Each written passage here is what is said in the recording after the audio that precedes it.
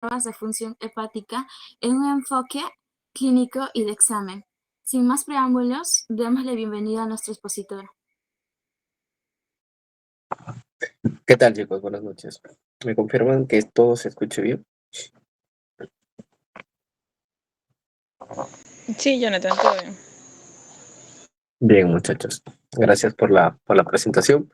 Vamos a ver un temita que importante en la práctica clínica que va a ser pruebas hepáticas. Y al final vamos a acabar con un pequeño repaso para integrar toda esta información. Entonces, para empezar a entender por qué estudiar pruebas laboratoriales en general. Las pruebas laboratoriales, chicos, para quienes estén en ciencias clínicas o quienes estén todavía en ciencias básicas, bueno, les comento, o sea, son parte del examen diagnóstico, ¿no? Que apoya el diagnóstico clínico, apoya a tu sospecha diagnóstica. Entonces, te ayudan a comprobar tu hipótesis, ayudan a afinar o a que tú como docente o tú como doctor puedas decir, este paciente entonces sí tiene la patología que hemos visto. Entonces, esa es la importancia de las pruebas hepáticas. Bien, entonces, y en sí, de las pruebas laboratoriales en general. Para eso es que en esta clase les he traído algunas diapositivas que vamos a ir a desarrollarles. Me gusta mucho, chicos, que participen. El material se ha enviado para que ustedes puedan ir completando a la par que vamos avanzando en la clase. Ya, entonces empecemos. Siempre hay que recordar un poco de la fisiología, muchachos, porque cuando tú entiendes cómo funciona, en este caso el hígado, vas a entender qué pasa cuando se altera. Y la prueba laboratorial básicamente lo que va a hacer es reconocer parte de esa alteración. Igual cuando tú lleves fisiopato o fármaco, el fármaco actúa a un nivel de la alteración que se ha producido. Muy bien, entonces, el hígado tiene un montón de funciones. Acá en este cuadrito los he resumido, pero las más importantes que quiero que recordemos va a ser la primera, que va a ser la depuración, es decir, la limpieza. Esta primera función la podemos resumir como la limpieza que hace por acá abajito, la depuración por acá abajito, la limpieza que hace nuestro nuestro organismo de ciertas sustancias tóxicas, entre ellas de los fármacos, por ejemplo. Hay fármacos, unos más que otros, que van a ser hepatotóxicos. Los vamos a ver, por ejemplo, dentro de ellos está la intoxicación con paracetamol. Es típico, es muy preguntado de que llega un niño, no sé, de 8 años de edad que consumió de forma brusca paracetamol y el paracetamol pues lo intoxicó. ¿Alguien por allí sabe, se acuerda cuál es el antídoto específico? Pregunta de examen.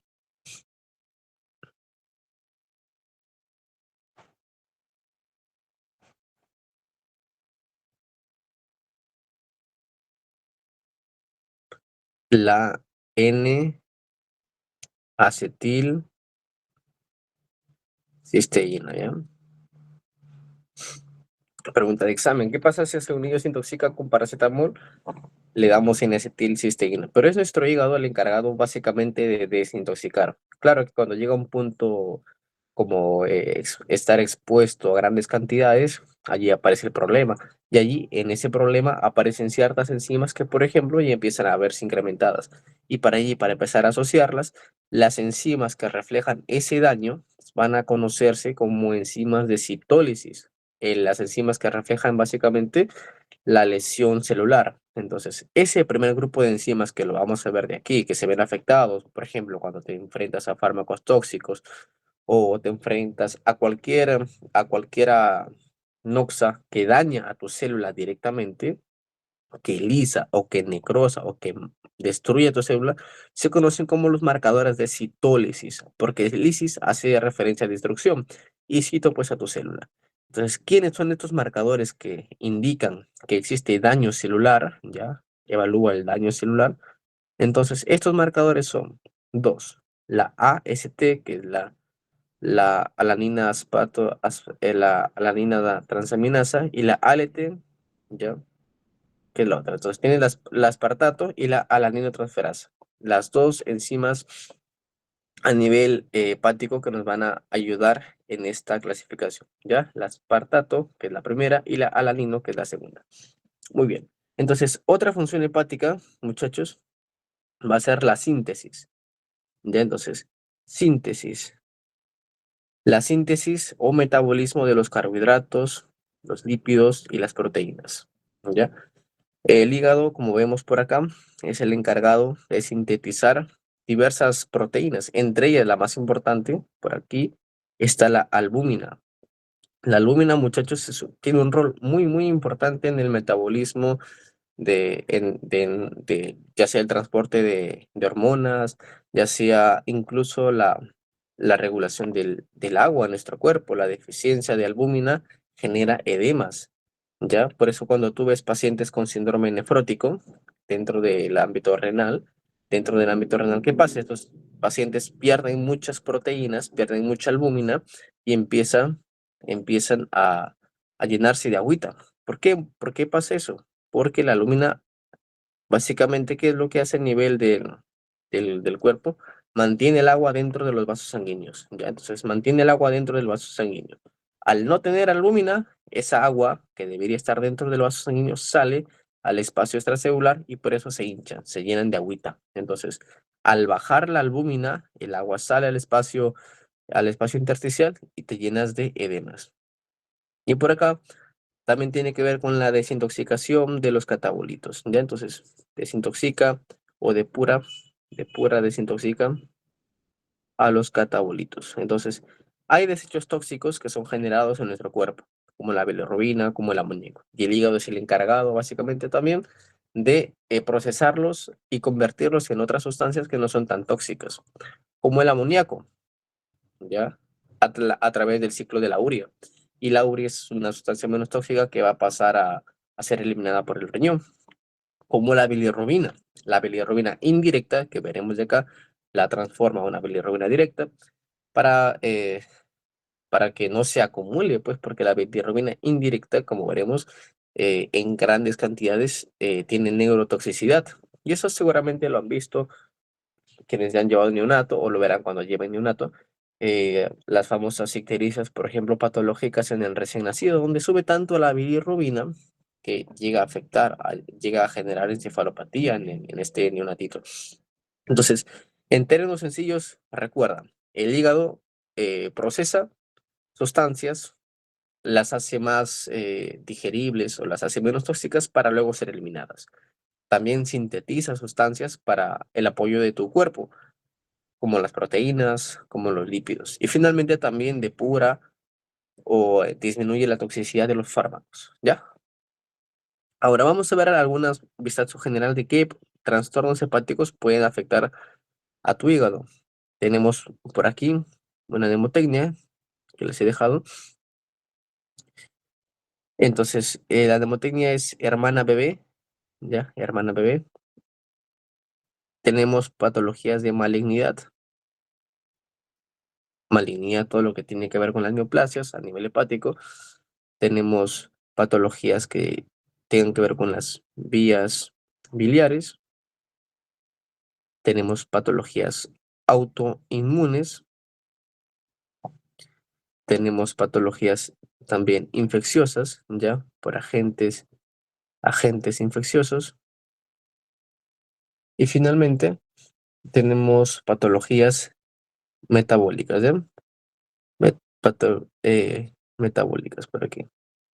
Metabólicas. Bien. Entonces, todas estas patologías van a afectar a nuestro hígado de una u otra manera. En la clase de hoy vamos a ver algunas patologías metabólicas en relación a la bilirrubina y un poquito también de agentes infecciosos, como las hepatitis, que son bastante preguntadas también. Muy bien, chicos. Ahora, volvemos a la parte de los marcadores. Acá les he dejado 4 marcadores. Esos 4 marcadores que ven allí, básicamente es el resumen de lo que vamos a hablar durante toda la clase. Entonces, quiero que me capten mucho cuáles son los marcadores y cuál es su importancia, ¿ya? Acá se resume todo. El primer marcador, ya saben, daño celular, que son los marcadores de citólisis, la AST y la ALT. Entonces, estos dos nos indican que si tuviéramos acá una célula hepática, ya, si esta es mi célula hepática, esta ha tenido un daño. Y como se ha destruido de su interior, en su interior están estos marcadores, ¿ya? En su interior. Entonces se han liberado hacia afuera. Ya han ido a la sangre. Entonces, cuando nosotros hicimos la prueba hepática, le pedimos al paciente examen de sangre para medir estas transaminasas, así se conocen, ya si es que no lo has visto, se conocen como las transaminasas. Estas transaminasas van a estar elevadas, ¿ya? Los dos AST, ALT se llaman también transaminasas. Bien. El segundo son los marcadores de colestasis. Estos marcadores nos indican, el término de colestasis hace referencia a un elentecimiento del flujo biliar. Tú sabes que el flujo biliar, pues, tiene todo un recorrido, ¿no? Por acá hay una imagen, mira. Entonces, el flujo biliar tiene todo un recorrido. Empieza a secretarse a nivel hepático, gracias al metabolismo, ¿no? De la bilirrubina. La cosa está que una vez que se ha secretado, tiene que movilizarse, ¿no? Tiene que dirigirse primero a la vesícula almacena acá la bilis, pero también cuando aparece el momento de la digestión, de la alimentación de los alimentos grasos, tú sabes que la vesícula tiene que eliminar esa bilis para apoyar el proceso de la digestión de las grasas. Es muy importante eh, este componente biliar para la digestión de las grasas. Entonces, se libera, se libera. Hay una preguntita por allí, no sé si es que recuerdan de fisiología, pregunta de examen también. ¿Cuál es la enzima o cuál es la hormona, perdón, que contrae la vesícula para apoyar la liberación, para la liberación del contenido? No sé si pueden poner su micro. La famosa colecisto, colecistoquinina. Y eso también es pregunta de examen, chicos. Excelente por ahí, Edith. La colecistoquinina. Entonces, pregunta de examen de fisio. Entonces, ¿qué pasa, chicos? La bilis tiene que transcurrirse, tiene que salir y dirigirse por acá, mira, hasta, hasta al nivel intestinal, hasta el duodeno. Entonces, acá empieza su proceso. Pero para que se dé todo eso, todo este recorrido, que podríamos llamarlo como si fueran carreteras, tienen que estar íntegras. Tienen que permitir el desplazamiento, el movimiento. Si por acá pasa algo y se obstruye, la bilis ya no sale. Entonces, básicamente diríamos que empieza a estancarse, empieza a acumularse en todo este recorrido, ¿verdad? Como ya no sale, se acumula. Y ese lentecimiento o esa detención se conoce como colestasis. Entonces, cuando a ti te hablan de colestasis, te están hablando básicamente de la disminución o la ausencia del flujo biliar. Entonces, ya tú sabes que la bilis tiene que desplazarse, tiene que moverse, si es que se detiene o es ausente, esa es colestasis. ¿Qué enzimas intervienen en este aspecto? Son dos, ¿alguien conoce alguna de ellas?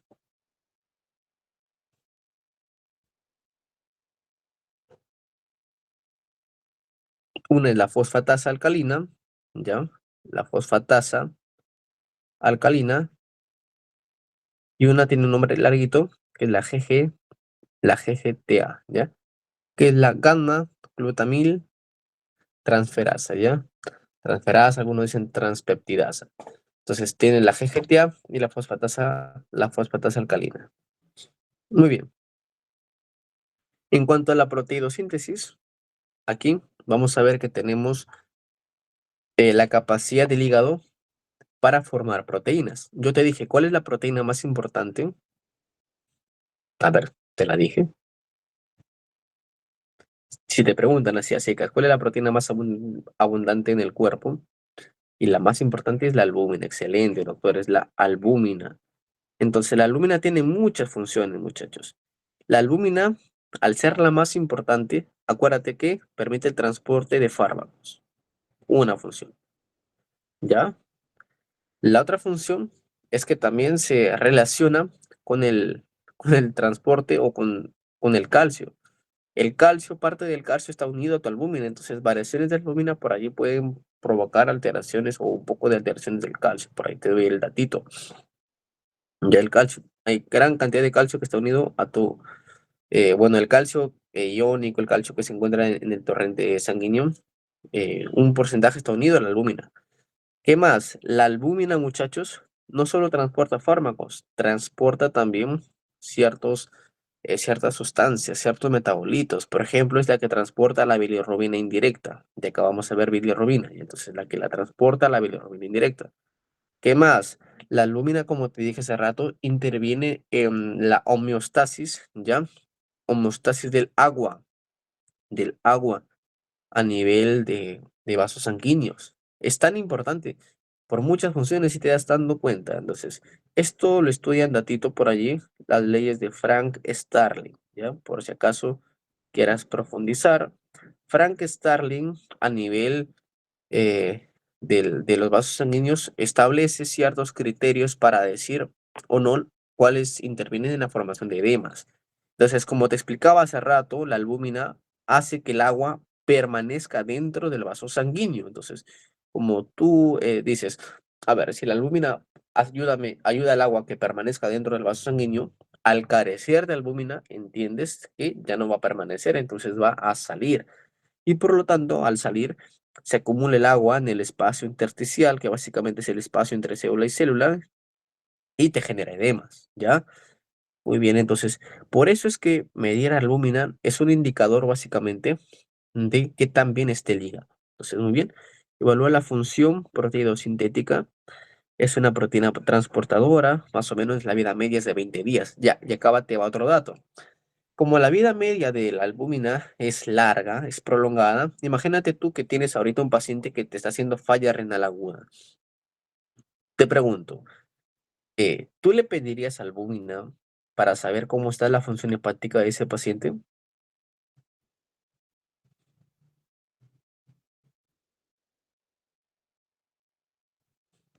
¿Le pides, no le pides?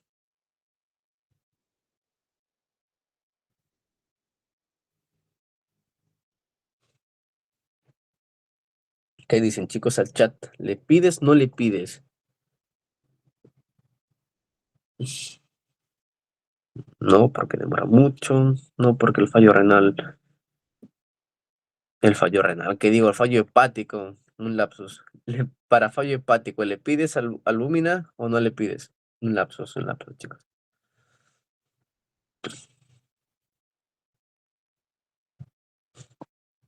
A ver, ¿le piden, no le piden albúmina? Vida media de 20 días. ¿Qué quiere decir la vida media de 20 días? Significa que pasados los 20 días, recién vamos a... Imagínate que hoy día tu hígado se dañó. Te van a quedar por lo menos 20 días de albúmina circulante hasta que acaben tus reservas. Entonces, pasados los 20 días ya empiezan a haber una disminución de las reservas. Entonces, quiero que lo entiendas así. Por eso es muy importante los tiempos de vida media. Y no solamente de la albúmina, sino cuando tú veas un fármaco y veas que tiene un tiempo de vida media prolongada, significa que va a pasar tanto tiempo hasta que el fármaco pues llegue hasta la mitad de su concentración, que es lo que significa teóricamente la vida media. El detalle está que mientras más larga es la vida media del fármaco, corres más riesgo en el caso de los fármacos de intoxicarte. ¿Por qué? Porque o sea, si es que la vida media, por ejemplo, es de 24 horas y tú vas tomando pastillas a cada rato, entonces se va acumulando, ¿no? Se acumula. En este caso, lo podemos interpretar en cuanto a la lúmina, que tener un tiempo de vida media prolongada me indicaría de que si ahorita yo dejo de producir alúmina, deberían pasar al menos todo ese tiempo para que se reduzca, ¿me entiendes? Por eso es que no sirve.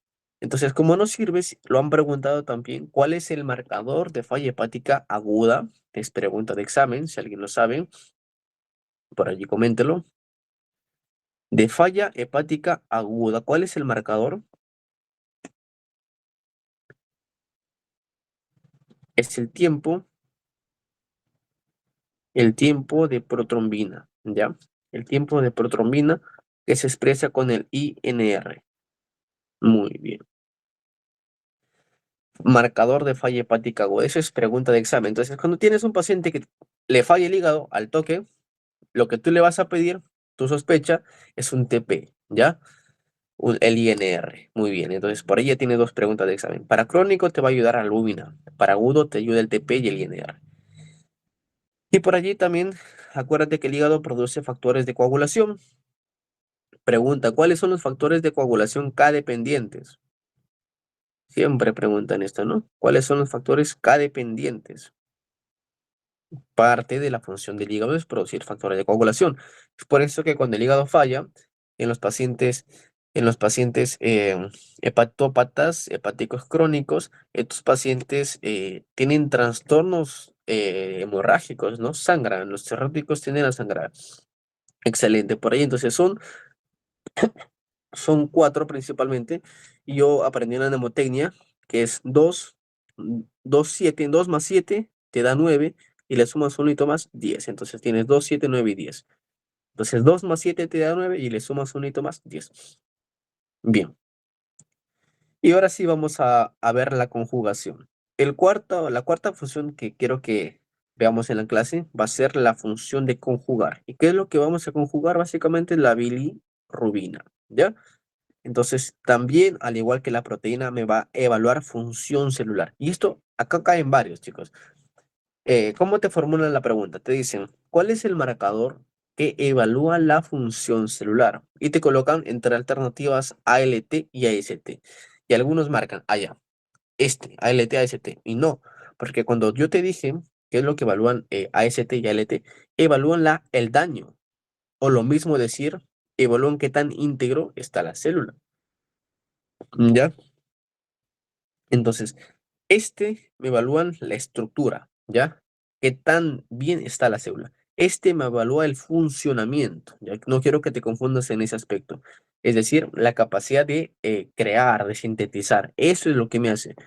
Estas enzimas como te digo, son parte de la integridad de la célula. Cuando se rompe el hígado, la célula se libera, ¿ya? Entonces, estas de acá abajo, las de acá abajo, las dos me ayudan a evaluar la función, ¿ya? El funcionamiento de la célula hepática. Bien, por acá te he dejado un datito. Quiero que sepas que ninguna de las pruebas por sí solas me van a evaluar la función hepática en su totalidad, ninguna, de forma aislada, y eso es un concepto que quiero que te lleves del laboratorio clínico. No por decir que tienes un marcador alterado, ya el paciente pues lo vas a definir en base a ese marcador. Es toda una integración clínica, ¿ya? Y necesitas una correlación también con todo el contexto que tiene el paciente. Y por acá te he dejado cuáles son las importancias de estas pruebas. Entonces, van para diagnóstico, para seguimiento a la respuesta del tratamiento, me permiten evaluar también pronóstico y datito por allí también son útiles en pacientes que no tienen ningún síntoma. ¿Por qué? Porque generalmente las enfermedades hepáticas, como otras enfermedades, vas a darte cuenta de que son silenciosas. Y en ese silencio, pues pasan años hasta que aparece la clínica. Pero ya hay ciertos marcadores laboratoriales que empiezan a alterarse. Entonces, allí sí te ayudan estos marcadores. Bien, chicos, entonces, a partir de acá vamos a ver una diapo por cada marcador. Esto lo he hecho para más o menos darles ejemplos y que recuerden cuándo pedir cada marcador, ¿ya? Al final, el perfil hepático, se ve que si tú pides perfil hepático te van a dar todo, pero quiero que tengas ejemplos de cómo integrar o cómo entender la importancia de todos estos marcadores, ¿ya? Entonces, vamos con el primer marcador, que son los marcadores de citólisis, las famosas transaminasas. Entonces, estos son marcadores de muerte celular, si queremos llamarlo así, muerte celular. Bien, entonces son útiles en las enfermedades que generan este mecanismo, daño celular directo. Acá te he dejado algunos datitos de que en qué pacientes podrían tener estos valores ligeramente elevados, como pacientes afroamericanos, pacientes con alto IMC, pacientes que hacen ejercicio. Entonces, allí te dejo algunos datos como que curiosos, ¿no? De qué puedes encontrar. Vamos entonces a los marcadores que vemos acá. Tenemos dos, la alanina, que te dije hace rato, y el aspartato. Entonces, la alanina es conocido también como ALT y el aspartato como AST. Acá como te digo, a veces vas a encontrar otros nombres, como TGP y GPT. Y acá te daré una mnemotecnia porque yo recuerdo muchas veces que con el curso, veía que a los muchachos yo les decía, pues, la ALT es la alanina, le comentaba que esta era la más hepatoespecífica y así dentro de los tips. Pero a veces, cuando banqueamos, veíamos que no colocaban ALT dentro de las respuestas. No era alanina aminotransferasa, colocaban otras respuestas como la TGP y colocaban como la GPT. Entonces, acá va el plus, chicos. La mnemotecnia, miren, altamente peligrosa. Yo creo que te acuerdas de una de tus amigas y digas, mi amiga tal, ella es altamente peligrosa. Entonces, esta mnemotecnia te ayuda a correlacionar, ¿ya? A la altamente, a ver, alta, altamente, mente, con la que va con P. Entonces, peligrosa. Te digo así, ¿por qué? Porque en el otro no hay ninguna P. Entonces, tú dices alanina, ALT es igual a, buscas otro nombre en tus respuestas, la que ves con P, esa es el sinónimo de la alanina. Entonces, esa es la altamente peligrosa. Bien, ya, ahora sí, ya que me has entendido estos nombres seudónimos, datos. De las dos, quiero que sepas que ninguna se encuentra solo en el hígado. ¿Ya? Entonces, en el hígado vas a encontrar, si bien es cierto, ALT y AST. De las dos, ninguna se encuentra solo en el hígado. Por allí va una pregunta de verdadero o falso. De las dos, ¿quién se encuentra en mayor cantidad en el hígado? De las dos, esa es la ALT. Entonces, por allí va otra pregunta de examen. ¿Por qué? Porque la ALT, al estar en mayor concentraciones en a nivel hepático, esta se conoce que es más hepatoespecífica. La AST se encuentra también en otros tejidos, como el corazón, como el músculo esquelético. ¿Qué significa esto, doctor? Significa que un infarto del corazón, un infarto cardíaco, un miocardio, me va a elevar a AST. Obviamente que no se pide AST, ¿no? Para ver infartos, porque hay otros marcadores más específicos, como las famosas... ¿Qué es lo que se pide, chicos, para el infarto? ¿Qué marcador se pide para el infarto?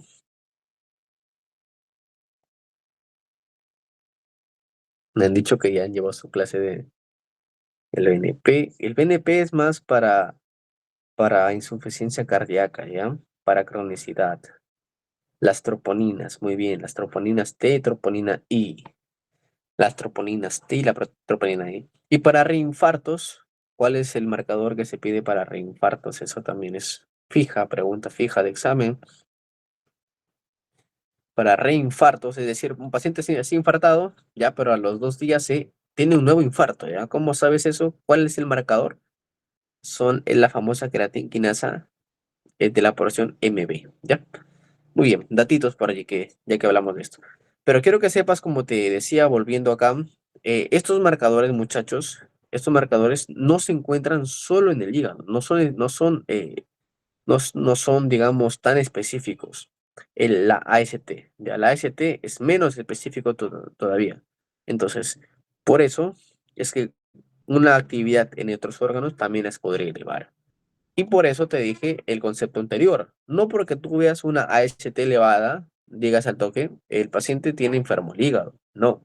Lo que tú tienes que ver, si quieres decir que el paciente tiene una injuria renal que está dañando las células, ya una hemólisis hepatocelular, una lisis, perdón, hepatocelular, una lesión hepatocelular, lo que tú tienes que decir es solo si tienes las dos elevadas. Doctor, pero si tuviera que quedarme con una nomás, mi laboratorio no tiene tanta plata, entonces tú vas a pedir la que es más hepatoespecífica. Entonces vas a pedir la ALT, porque esa es mucho más específica que la anterior. Pero idealmente las dos tienen que estar elevadas. Si tú ves que la AST está elevada y la ALT está normal, entonces como que dices, como que no creo que se diga, ¿no? Puede ser otra cosa. Pero si tú ves que la ALT está elevada y por casualidad la AST pues no lograste pedirla, tu laboratorio no tuvo el recurso, entonces como la ALT es más fiel, te dice más la verdad, entonces tú dices sí, tiene una lesión hepática, ¿ya? Por allí algunos datitos. Bien, ahora hay que correlacionar un poco, ¿ya? Hay que correlacionar un poquito. Estas ALT con AST pueden relacionarse, se pueden dividir entre comillas, entre esas dos. Y cuando tú relacionas la AST entre la LT, lo normal es que te dé entre este valor, generalmente, ¿ya? Generalmente. Pero ¿qué pasa cuando tú tienes un valor de estos, de ambos, más de 10 veces el valor normal? Ojo acá, más de 10 veces el valor normal, pero la relación de la AST entre ALT es menor a 1. Esta es pregunta de examen. ¿Alguien sabe a qué te orienta esa patología?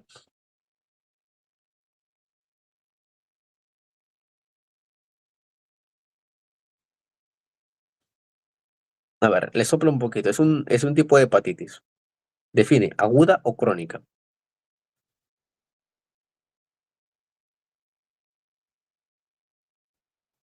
A ver, muchachos.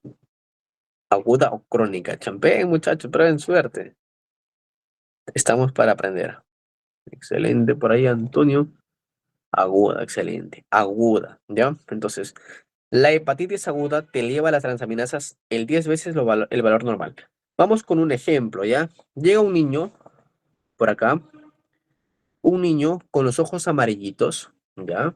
Viene con dolor abdominal, traído por su mamá, tiene 8 añitos, y te dice, ictérico, el niño ictérico, dolor abdominal, y le palpas al nivel del reborde costal derecho y sientes al hígado y sientes una masa.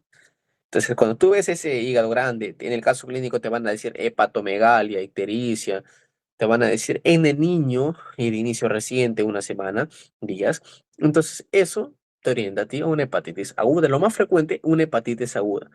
Y la hepatitis aguda, chicos, es causada por el virus de hepatitis A, de agudo, acuérdate.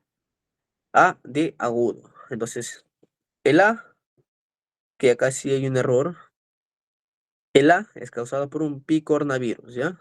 Picornavirus. Y es el causante de la hepatitis aguda. Yo creo que tú recordarás un poquito, si no hay que recordarlos, los anticuerpos. Esto también pregunta, muchachos, ¿qué anticuerpos le pides a este pacientito para diagnosticar una hepatitis aguda? Si tuvieras que pedirle dos anticuerpos, acuérdate que los más importantes son los IgM y el otro, y por otro lado está el IgG, ¿ya? Uno de los dos te indica que es algo agudo y otro te indica que es crónico. Yo les pregunto, cuál te indica que es agudo? Muy bien, entonces, en el laboratorio, ya para afinar el diagnóstico, lo que tú vas a pensar rápidamente es que este niño va a tener las transaminasas elevadas. Es decir, su ALT o AST va a ser característicamente mayor a 1000, ¿ya? Si es que tú divides la AST entre la ALT, la relación va a ser menor a 1, ¿ya? Tú ya vas integrando los datos. Y cuando tú le pidas los anticuerpos, vas a pedirle anticuerpos anti-IgM para el virus de hepatitis A, porque sabes que el virus de hepatitis A es el más frecuente, ¿ya? Muy bien, entonces se transmite fecal oral y este no cronifica, ¿ya? Muy bien. ¿Qué pasa ahora, doctores, si es que esta relación es mayor a 1? Acá sí es más para adultos, ¿ya? O algunas enfermedades por allí que afectan a mujeres que son autoinmunes. Entonces, tú vas a ver qué tanto se eleva. Si la relación es mayor a 2 y ves que el paciente es alcohólico, ves que el paciente pues eh, toma, o en el antecedente, en el caso clínico te dice que toma todos los días, todas las semanas, ¿ya? Entonces tú puedes sospechar en una hepatitis alcohólica, pues, alcohólica, hepatitis alcohólica. Muy bien, donde característicamente el AST pues es mucho mayor que la LT, ¿ya? Es típico. Ese es un dato típico que no te comenté, pero en la hepatitis aguda la ALT es mayor que la AST. Pasa al revés, acá se invierte. La ALT es mayor que la AST. Y acá pues es lo opuesto. Se asocia a adultos, ¿no? Antecedente de consumo de alcohol. Y el tercero, si es que tú ves que la relación es mayor a 3, se asocia a cirrosis. Y por allí te dejo algunos datitos más. Es una mujer, una paciente mujer que presenta ictericia, ictericia, una paciente mujer que se asocia a otras enfermedades autoinmunes, por ejemplo, el síndrome de Crest, por allí, Esta enfermedad, chicos, se llama la famosa cirrosis biliar primaria, que es una de las 3 enfermedades autoinmunes que se estudian dentro de las hepatopatías. Son raras, esas son 3. Por acá te dejo otra, que es la hepatitis autoinmune. Entonces, ¿qué te van a decir acá? Te van a decir que es una mujer, ¿ya? Una mujer, generalmente que tiene asociada otra enfermedad autoinmune. Esto es típico de las autoinmunes, se asocian entre ellas. Por ejemplo, te van a decir que tiene un Graves, ¿ya? Es decir, una tiroiditis de una, un exceso de la producción de la hormona tiroidea. O también te van a decir que tiene lo opuesto, un Hashimoto. Hashimoto, ¿no? Una tiroides Hashimoto. También te van a decir que tiene, no sé, diabetes mellitus tipo 1 o tipo 2. ¿Cuál es la autoinmune, chicos? La tipo 1, ¿no? La tipo 1, que presenta anticuerpos anti-islote, ¿no? Los que atacan el islote de Langerhans. Muy bien, entonces es lo que te van a decir. Paciente, mujer con una enfermedad autoinmune que viene con una ALT elevadísima, AST elevadísima. Entonces, te están dando de que tiene una hepatitis. Acuérdate que las hepatitis dañan el hígado y te dan este anticuerpo típico, el antimúsculo liso, el asma. En cambio, acá abajo, para la cirrosis biliar primaria, te dan el anticuerpo AMA, que es el antimitocondrial. Muy bien, el diagnóstico definitivo del primero es una biopsia. Bueno, eso lo van a ver después, no les van a preguntar. Pero en la biopsia, como esto es autoinmune, acá van a ver un infiltrado linfocitario. Por ahí les dejo el datito. Infiltrado de linfocitos. ¿Ya? Infiltrado de linfocitos. Muy bien. Muy bien, entonces acá les he dejado un cuadrito de ejemplos, otros ejemplos que elevan la AST, ALT para que tengan en cuenta. Ah, y otro dato, el valor que yo quiero que recuerden, chicos, para estas transaminasas es 40, ¿ya? 40. 40 como límite. O si quieren un rango, 35 a 40. Entonces, menor a esto es normal, ¿ya? Acuérdate del número 40. Menor a esto es normal. Cuando tú ya tengas elevado el doble, ahí empiezas a preocuparte. Entonces, tienes 80, tienes 120, entonces eso ya es patológico, ¿ya? 40 son límites normales. Y por acá, de los virus que ves acá, el que más preguntan es el hepatitis B. Y te dejo algunos datitos nomás para no marearte mucho. El hepatitis B se contagia por inyecciones, ¿ya? Igual que la hepatitis C. Entonces, parenteral, parenteral. La diferencia es que el B también se contagia por relaciones sexuales. Muy bien. Otro dato, de las dos, ¿cuál tiene mayor probabilidad, ojo, de hacer cronicidad? El hepatitis C. Y este también tiene mayor probabilidad de hacer hepatocarcinoma. Hepatocarcinoma, ¿no? Cáncer, hepatocarcinoma.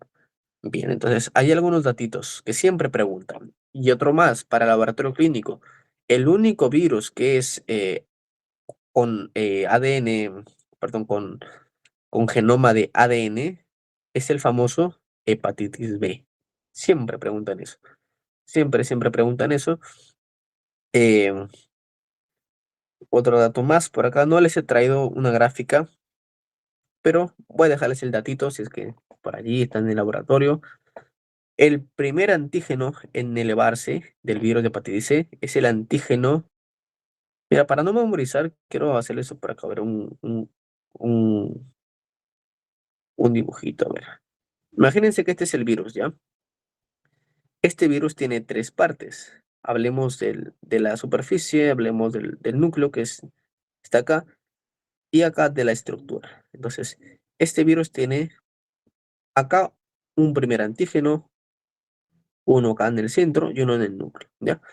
Entonces, el primer antígeno que detecte tu cuerpo va a ser obviamente el antígeno que se encuentra en la superficie, ¿ya? Entonces, el antígeno de superficie.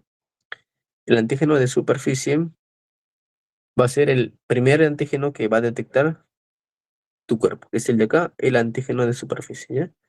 El antígeno de superficie. Muy bien, el antígeno de superficie. Obviamente, ¿no? Porque está en la superficie. Y otro que también preguntan, el primer anticuerpo o la primer marcador de respuesta inmunológica de tu cuerpo va a ser, obviamente, entonces, el anticuerpo anti antígeno de superficie. Eso, chicos, aunque no crean, eso lo preguntan, ¿ya? Yo ahorita me estoy preparando para el internado y esto es una de las cosas que a veces solemos marcar mal, pero no es tan complicado si lo razonamos un poquito, ¿no? Entonces, el primer marcador, ojo, de infección, si te preguntan, es el antígeno de superficie.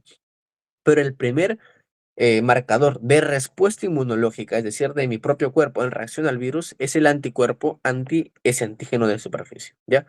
Te dejo otro datito que también pregunta. El marcador em, es de acá, ¿ya? El antígeno de superficie. Este es de acá, ¿ya? Muy bien. Hepatitis B. El marcador de actividad de la enfermedad es el de acá. El anticuerpo estructural. El S es el que se encontraba, digamos, en el centro, ¿ya? Este, el estructural, me va a indicar, muchachos, que la enfermedad está activa, ¿ya? Actividad, actividad. Y el C, este es el que se encuentra en el core o núcleo, es un marcador también importante que se eleva en fases, por ejemplo, crónicas, como el IgG, o también por allí en fase aguda, como el IgM. Entonces, este es el antígeno, ¿ya? El anticuerpo anticore puede ser dos tipos, el IgM o el IgG, que ya hablamos, ¿no? El anticore, el IgM, IgG, no se olviden. Bien, muy bien, chicos. ¿Hasta aquí hay alguna duda? Pasamos a bilirrubinas. ¿Alguna duda sobre transaminasas?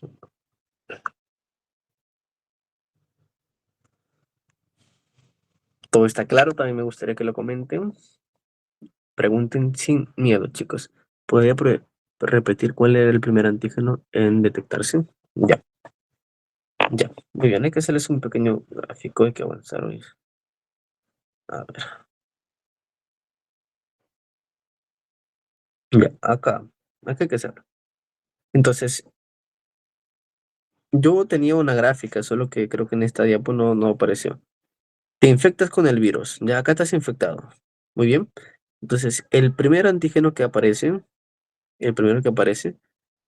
va a ser el antígeno que se encuentra en la parte más superficial del virus. Si este es el virus, o sea, para ti, ¿qué es lo primero que vas a encontrar? O sea, tú pensando, tú dices, lo que más voy a encontrar primero es el que se encuentra en la zona más superficial. Entonces, ese es el antígeno de superficie.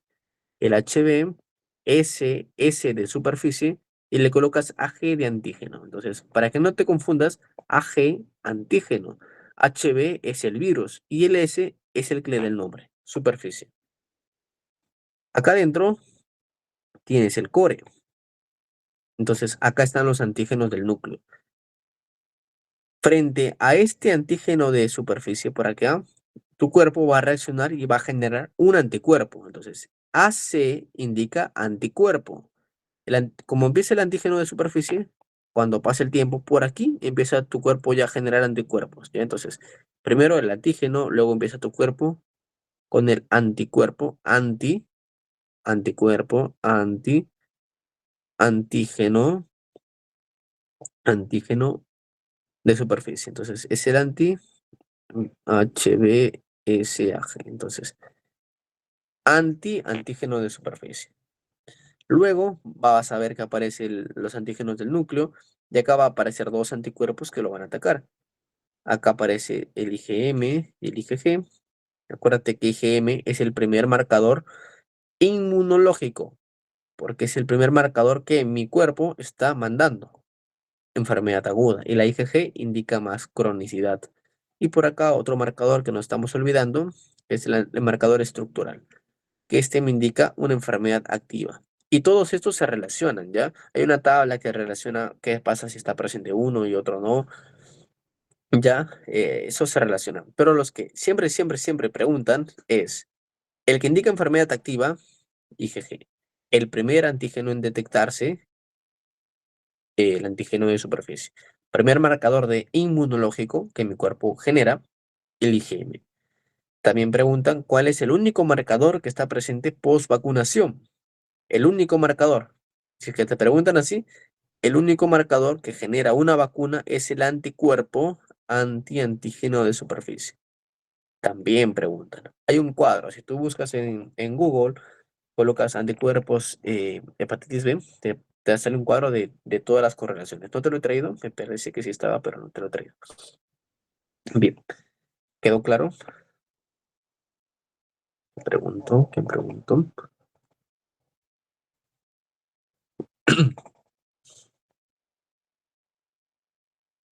Bien, bien, Antonio. Bacán, gracias. Vamos a bilirrubinas. Entonces, hay que recordar un poquito, chicos, cómo es el metabolismo de la bilirrubina. Y entonces, quiero que te acuerdes, quiero que te acuerdes del glóbulo rojo. Y esto es siempre, chicos, siempre que estés estudiando en laboratorio o una patología, yo siempre les recomendaba a mis muchachos, pues, que repasemos o recordemos la fisiología, porque de la fisiología parte todo. Yo siempre he creído que la fisiología es uno de los cursos pilares fundamentales para entender ciencias clínicas.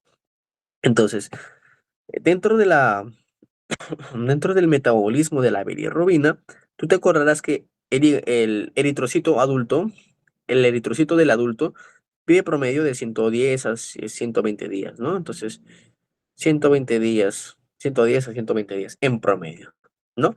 Porque tú sabes que el eritrocito en el recién nacido vive menos, dependiendo de la edad del neonatito, de cuánta edad gestacional tuvo, pero vive menos. Entonces, el detalle está de que una vez que, una vez de que el eritrocito llega a su punto máximo de vida, este eh, va a eliminar a nivel del vaso aproximadamente el 90% en el vaso. Se da un proceso de hemo, hemo, hemocateresis. ¿Qué significa este proceso, muchachos? Eso que se lo preguntan alguna vez. Es un proceso de destrucción básicamente del eritrocito para liberar sus componentes. Se elimina el grupo hemo por acá, se elimina el grupo globina por acá, y del grupo hemo obtenemos la biliverdina. Del grupo globina por acá se va a liberar el hierro, y el hierro es importante, por acá es captado para regresar nuevamente a la médula ósea roja, a la médula ósea para apoyar el metabolismo de los eritrocitos. Este ya es otro proceso, ¿ya? Pero a nivel de la bilirrubina tenemos este componente. Este componente se va a transformar en bilirrubina indirecta o no conjugada. Y por allí más o menos ya te vas dando cuenta del nombre, ¿no? Si es que es una bilirrubina indirecta y no está conjugada, significa que se va a conjugar en algún lugar, ¿no? Y tú te acordarás que dentro de las funciones del hígado, una de las funciones va a ser pues la conjugación. Ojo, la conjugación. Entonces, te dije, ¿te acuerdas cuál es la proteína que por allí transporta la bilirrubina indirecta? Excelente, excelente, Martín. La albúmina, ¿no? Muy bien, la albúmina. Te dije, tiene muchas funciones. Esta es la proteína más abundante en tu cuerpo, ¿ya? Más abundante en tu cuerpo. En tu cuerpo tiene dos tipos de proteínas. O es albúmina o son globulinas, si queremos hablar en términos generales, ¿ya? La más abundante es la albúmina. Siempre debes tener más albúmina que globulinas. De acá te voy a dar el dato al final de la sesión. ¿Qué pasa si es que se invierte? Si es que tiene más globulinas que albúmina. Y me pasó, rotando en nefro, vi un caso así, que lamentablemente, y lamentablemente les digo porque hay algunas neoplasias hematológicas que hacen eso. Lo vamos a ver aquí, ¿ya? Bien, entonces vamos a ver a la albúmina que digo, vamos a ver a la bilirrubina. Entonces, ¿qué pasa? La bilirrubina indirecta o no conjugada llega hasta el hígado. Y en el hígado va a aparecer tres procesos fundamentales. Primero, esa bilirrubina necesita ser captada, ¿ya? Tiene que ser captada por la célula. Segundo, tiene que ser conjugada y finalmente ser excretada, ser transportada. Entonces, esto es tan importante, muchachos, porque si es que algo se altera acá, aparecen ciertas enfermedades.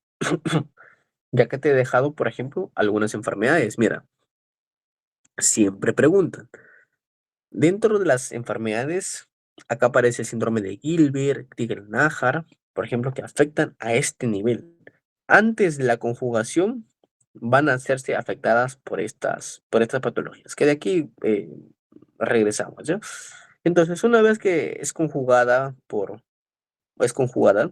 una enzima que tiene un nombre bastante larguito, pero la abreviación o la forma cortita es la glucuronil transferasa, ¿ya? Después es un nombre largo, es más o menos una urodina, eh, otro nombre, y luego glucuronil transferasa.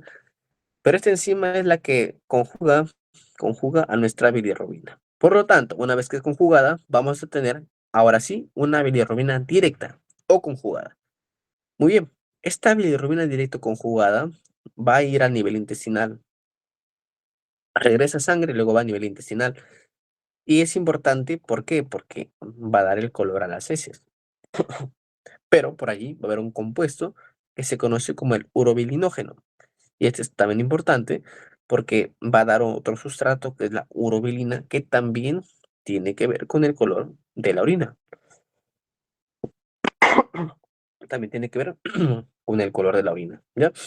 Entonces, esto no he visto que han preguntado mucho, pero creo que en una preguntita vi el pigmento asociado al color de la orina, ¿ya? Bien, ahora sí, chicos. Ahora sí viene lo bueno. Entonces, ¿qué pasa cuando esto se altera? De que se altere, muchachos, quiero que marquen un punto de quiebre a nivel del hígado. Entonces, esto es un poco sencillo, chicos, es que lo hacen así entendiendo. Si tú tuvieras X razones antes de que se dé la conjugación que incrementaran los procesos previos, eso te daría un aumento de ¿qué bilirrubina? ¿Qué crees? Bilirrubina indirecta. Muy bien. Doctor, y si es que hay una alteración pasando la conjugación, aumentaría la bilirrubina directa. Ahora, vamos integrando con la clínica. ¿Qué daría cada uno? Cuando se afecta por acá la bilirrubina directa, quiero que sepas que esta bilirrubina es hidrosoluble y la de acá arriba es liposoluble. Por lo tanto, ¿cuál de las dos crees que sea eliminada por el riñón? La bilirrubina que es va a ser filtrada por la orina, ya va a ser filtrada a nivel del glomero. Esta se filtra, entonces esta va a ser eliminada a nivel renal y esta no va a ser eliminada y por lo tanto esta te lleva a intoxicaciones. Como no se elimina, te intoxicas. Yo te dije, el exceso de bilirrubina indirecta te genera una encefalopatía por hiperbilirrubinemia. En niños, ese contexto crónico, estar expuesto de forma crónica, te lleva al kernícterus, ¿ya? Que es una encefalopatía por hiperbilirrubinemia, ¿ya? A predominio indirecto. Porque tú sabes que el indirecto es liposoluble. Y como tus membranas celulares son lípidos, esta bilirrubina indirecta atraviesa rápidamente los lípidos. Lípido con lípido atraviesa rápido.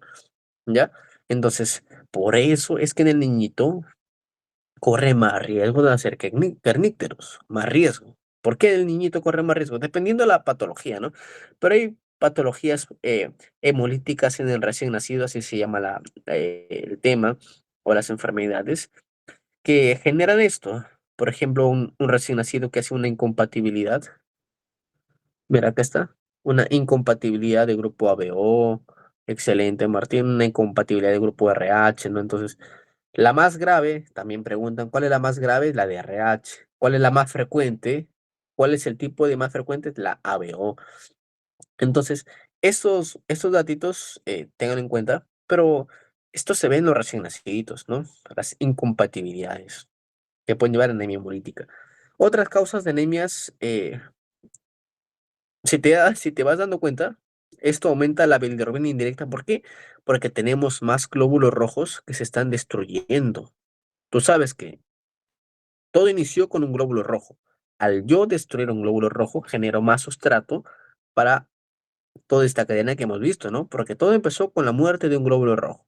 que liberó el emo, que liberó Libertine. Entonces, si vamos razonando con esto, vamos entendiendo, te darás cuenta de que todo aquello que destruye el glóbulo rojo va a generar más sustrato para formar bilirrubina indirecta. Por eso es que arriba están todas las enfermedades hemolíticas. Entonces, siempre que cuando tú veamos el tema de anemias, cuando tú veas el tema de anemias, vas a darte cuenta de que en el tema de anemias de origen hemolítico, siempre vas a ver ictericia. Y dentro de la ictericia vas a ver predominio indirecto de la bilirrubina. Por esto, pues, por esto. Y por allí está el déficit de glucosa 6-fosfato, que es un poquito más raro, ¿ya? Muy bien. Muy bien, vamos a ver entonces, aumenta la bilirrubina indirecta por sobreproducción, ¿ya? ¿Qué pasa? A nivel hepático, como te dije, hay varios procesos. Si es que se daña antes de la conjugación, es decir, que se daña a nivel de la captación, o que se dañe a nivel justo antes de que se conjugue, eso también te eleva la bilirrubina indirecta. Y esto siempre preguntan, y acá les he dejado algunos datitos para acordarse. Bien, una mnemotecnia, chicos. La mnemotecnia es Dumbo, Dumbo rompió el conjuro, ¿ya? Conjuro, ¿ya? ¿Qué significa esta mnemotecnia? Dubin, rotor se asocian a hiperbilirrubinemia conjugada, ¿ya? Dubin, rotor. Entonces, los que quedan, que siempre los hacen así, siempre te mezclan, Giver y Krieger-Najar, son no conjugadas. Entonces, Dumbo roto, Dubin Johnson y rotor conjugadas, y las otras son no conjugadas. ¿Qué son las otras, chicos? El síndrome de Gilbert, acá dice captación, pero hay una alteración acá en la enzima que es la glucuronil, la que te decía, la glucuronil transferasa. Ya, entonces, la enzima que conjuga, ya, ok, por aquí creo que está, ¿dónde está? La enzima que conjuga está defectuosa en estas dos, ¿ya? El detalle está de que el defecto en el Gilbert es un defecto leve. El Gilbert, chicos, no han preguntado como caso clínico, yo estaba banqueando y me vieron un Gilbert. El Gilbert es una patología donde el paciente es como tú, como yo, ¿ya? Así, tú lo ves, es como yo. Pero cuando se estresa, pasa algo curioso. ¿Alguien sabe qué pasa cuando se estresa un Gilbert? Cuando sufre en momentos de estrés, de pánico, no sé, de estrés físico o emocional, este Gilbert se hace, excelente, ictericia, se hace amarillito. Doctor, ¿esto es malo o bueno? Entre comillas, pues a nadie le gustaría vivir así, ¿no? Que hacerte homerito cuando te falta, tienes problemas, ¿no? A nadie nos gustaría vivir así. Pero esto en general es un proceso benigno, ¿ya? O sea, no te lleva a grandes alteraciones, ¿no? Grandes problemas, digámoslo así. No, no como el Krieger-Najar, porque el Krieger-Najar, te voy dejando datitos por acá, el Krieger-Najar hay dos tipos, el uno y el 2 y eso también preguntan. De los dos, uno es ausencia parcial y otro es total. ¿Cuál es el total? O sea, ausencia parcial o total del funcionamiento de esta enzima, la que conjuga, ¿ya? Esta enzima que conjuga. En el uno la disfunción es total, ¿ya? Y en el 2 es parcial. ¿Por qué es importante esta distinción? ¿Por qué? Porque el uno, como es total, el recién nacido nace con toda la clínica. A los días ya está amarillo el paciente. Y este es tan grave, chicos, mm, tan grave que puede hacer un kernicterus fatal y el paciente fallece. Mal pronóstico. En cambio, el parcial tiene un pronóstico mejor, ¿ya? Tiene un mejor pronóstico, pero igual lleva ciertos defectos. Esto se diagnostica de forma más tardía. Y esto se entiende, ¿no? Todo lo aquello que es feo al toque o genera gran clínica, lo diagnosticas al toque, pues porque tiene toda la clínica. Pero este, como es parcial, tiende a diagnosticarse más tarde. Bien, entonces no te olvides esto. El total, peor pronóstico. El parcial tiene mejor pronóstico, ¿ya? Mejor pronóstico. Pero el más bonito es el Gilbert. O sea, tiene mucho mejor pronóstico. Y por acá tenemos al Dubin Johnson y al Rotor. ¿Ya? Muy bien. Lo que tienes que saber es que acá el factor es la alteración es en la excreción, ¿ya? Entonces, ya se conjugó, no se excreta. Muy bien, chicos. Y para acabar, vamos a ver acá. Entonces, tenemos el hígado. Tú sabes, te dije un recorrido, tiene que llegar, ¿no? Por las vías biliares y llegar al intestino. Doctora, pero ¿qué pasa si en el camino encontré un cálculo? No llegó. Si es que tienes un cálculo que está obstruyendo, no llega.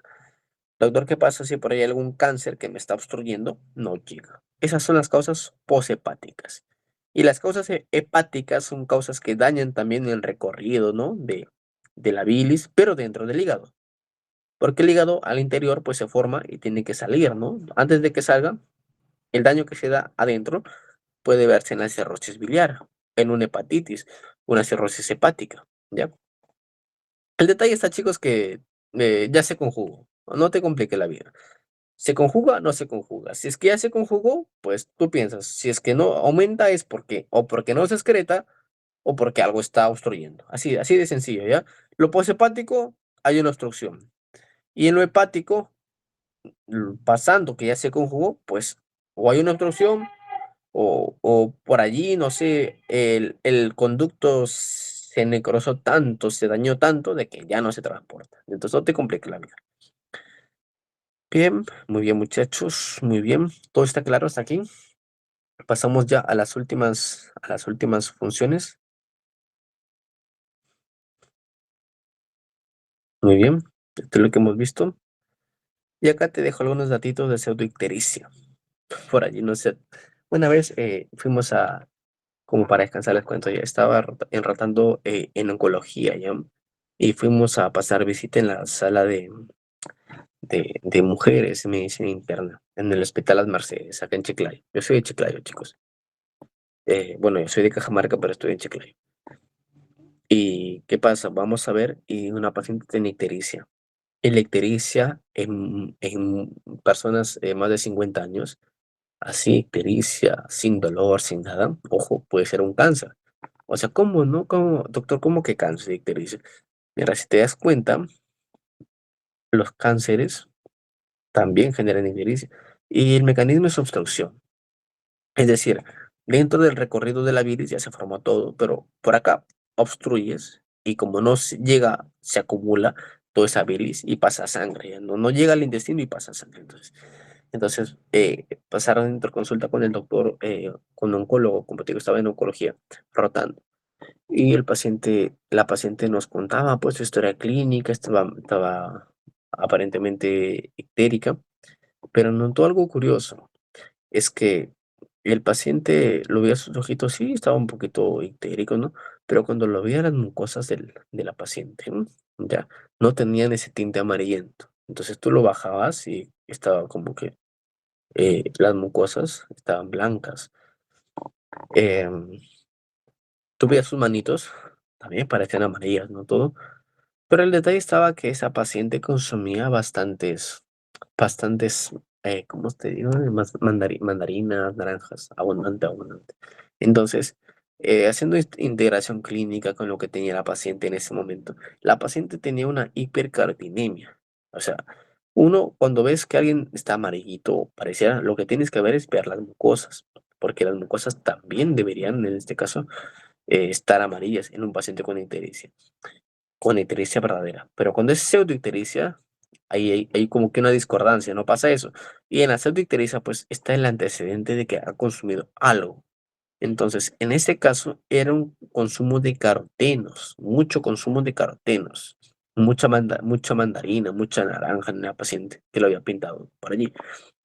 Te comento, ¿no? Como anécdota, pero para que entiendas que no todo paciente que lo ves así amarillo necesariamente sea bilirrubina. Puede ser, claro, comprueba la mucosa, pero ten siempre pensando de que puede haber otro diagnóstico diferencial. Bien, bien muchachos, sigamos avanzando entonces, ya estamos.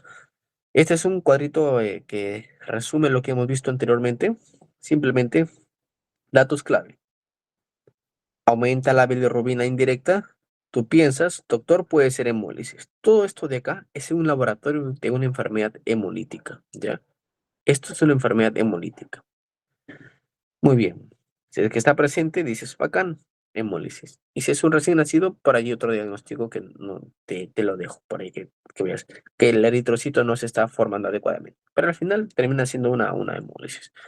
Doctor, si es que no hay hemólisis, ahora sí, te dije, tenemos en indirectas al Gilbert y al Gliger. El Gilbert con estrés se hace amarillito. Por eso es que acá le hacen la prueba del ayuno. Entonces se hace amarillito con estrés. En cambio, el Krieger-Najar te dije que no. Te dije que había un uno y un 2 y te dije que el uno era el más triste y el 2 era un poco más alegre. En cuanto a las conjugadas, te dije, pensamos primero en obstrucción. Entonces, buscamos esa obstrucción, esa colestasis. De acá vamos a ver las enzimas de la colestasis. Y si es que, doctor, no hay colestasis, entonces puede ser algo intrahepático. Vemos por allí las causas intrahepáticas. Pensamos, es que no hay, por ejemplo, no hay colestasis, entonces pensamos en un Dubin-Johnson o en un roto. Acuérdate que roto, el Dumbo, perdón, rompió el conjuro. Entonces, Dubin-Johnson y Rotor conjugados. Muy bien. Y por aquí, para integrar lo primerito que vimos, un paciente que tiene daño hepatocelular y transaminasas más de 10 veces el valor normal, es decir, la ST elevadísima, la LT igual de elevadísima, acuérdate de hepatitis aguda. ¿Ya? Lo que hemos visto. Si te das cuenta, este cuadro resume lo que hemos visto de las 3 diapos anteriores. Doctor, si está elevada y eso es menos de 10 veces, pensamos en hepatopatías crónicas. Entonces, transaminasas más de 10 veces, pensamos en algo agudo, viral. Acuérdate, ¿cuál es el virus más frecuente de hepatitis A? Perdón, perdón, ya te dije.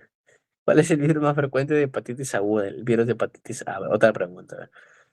Eh, a nivel tóxico, ¿cuál es el fármaco más frecuente de intoxicaciones? A ver, te dije también al inicio, ¿no? Uno de los fármacos que se intoxican, a veces el paracetamol. ¿Y cuál es el antídoto del paracetamol? También te lo dije. N-acetilcisteína. Mira, dentro de las intoxicaciones por paracetamol, eh, 8 gramitos ya empieza a haber un daño tóxico, ¿ya? 10 gramitos, 12 gramitos, el daño ya puede llegar a ser fatal, ¿ya? Una pastilla de paracetamol, muchachos, son 500 miligramos. Entonces, si te das cuenta de que con 2 pastillas ya tienes 1 gramo. O sea, si te das cuenta, no es tanta las pastillas que uno tiene que tomar para llegar a intoxicarse con paracetamol, ojo. Por eso es que hay que tener mucho, mucho cuidado con esto, mucho cuidado con estos medicamentos. Con los niños más que todo, con los niños. El problema está que llegan a daño hepático y un daño hepático fulminante, si es que el paciente lo salva. Lamentablemente el hígado ya no funciona, pues. El hígado es el órgano que tiene una capacidad de regeneración brutal, ¿ya? Pero también, si es que lo dañas tanto, pues tampoco, pobrecito, ¿no? Querer regenerarse todo no es así tan sencillo. Acuérdate que en casos graves, estos pacientes requieren trasplante hepático.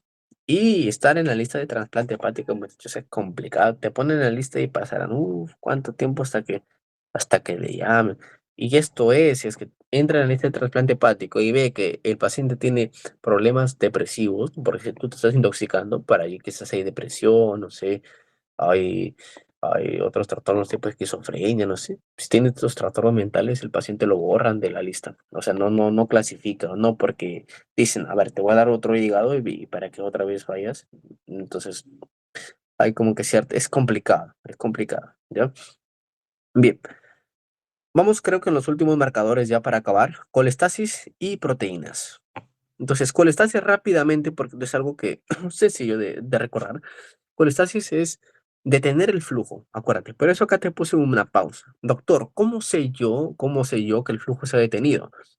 Uno, viendo la fosfatasa alcalina. Y dos, viendo la gamma glutamil transpeptidasa, la GGTP. Muy bien. Las dos. Doctor, ¿tengo que ver las dos? Sí. ¿Qué pasa si solamente veo una? Igual que hace rato, igual que cuando te comentaba, ¿no? De la ALT y la ST, similar. ¿Por qué similar? Porque la fosfatasa alcalina se encuentra en hueso, en el hígado y en vías biliares. No vaya a ser el caso de que te presenten un paciente así, mira, paciente, varón, ponte de 10 años, ¿ya? 10 años, que viene con dolor óseo, que viene con fracturas, que tiene una fosfatasa alcalina en los cielos, calcio en los cielos. Y tú dices, ah, chuma, fosfatasa alcalina, me dijeron que era hígado. Allá, ¿cuál estasis? Hígado. Marcas, no sé, algo con hígado, ¿no? Y no, chicos, como les digo, esto es integración clínica. La fosfatasa alcalina también es en el hueso. Los tumores óseos que empiecen a destruir el hueso, obviamente van a empezar también a aumentar la fosfatasa alcalina. Tengan en cuenta. Por eso es que cuando tú quieres ver un patrón de colestasis, tú ves la integración. Entonces, doctor, yo quiero pedir mis marcadores de colestasis. Fosfatasa alcalina más GGTP. Si es que tú ves los dos elevados, ay, sí, muy bien. Eso sí es un patrón de colestasis, no de forma aislada, no te olvides. Y si quieres ser más cauteloso y quieres sumarle una bilirrubina que te apoyaría el diagnóstico de colestasis, ¿cuál sería? ¿Cuál de las dos bilirrubinas crees que se aumentaría en una colestasis? Muy bien, la bilirrubina directa. ¿Por qué? Porque acuérdate de que ya se conjugó y la colestasis es posterior, es algo que se da en el transporte básicamente del flujo biliar. Entonces ya se conjugó y justo por eso acá te he dejado el recorrido. Entonces date cuenta que ya se conjugó y la bilis va a desplazarse, ¿no? La bilis se almacena acá en la vesícula y se desplaza. Y tiene que llegar, este conducto tiene que llegar hasta, hasta acá, ¿ya? Acuérdate que es más o menos así, mira. Tenemos acá dos conductos que son el conducto hepático. Imagínate que este es el hígado. Entonces, entonces tenemos acá el conducto hepático. Tenemos un hepático derecho un derecho y un izquierdo. Y tenemos acá uno que es el hepático. Doctor, si tengo la unión del derecho y el izquierdo, entonces es el común. Es el común. Y por acá tenemos la vesícula. Tenemos nuestra vesícula. Acá tenemos un conducto. El conducto de la vesícula, ¿cómo crees que se llame? El conducto cístico, ¿no? Conducto cístico. Y a partir de acá aparece o cambia de nombre.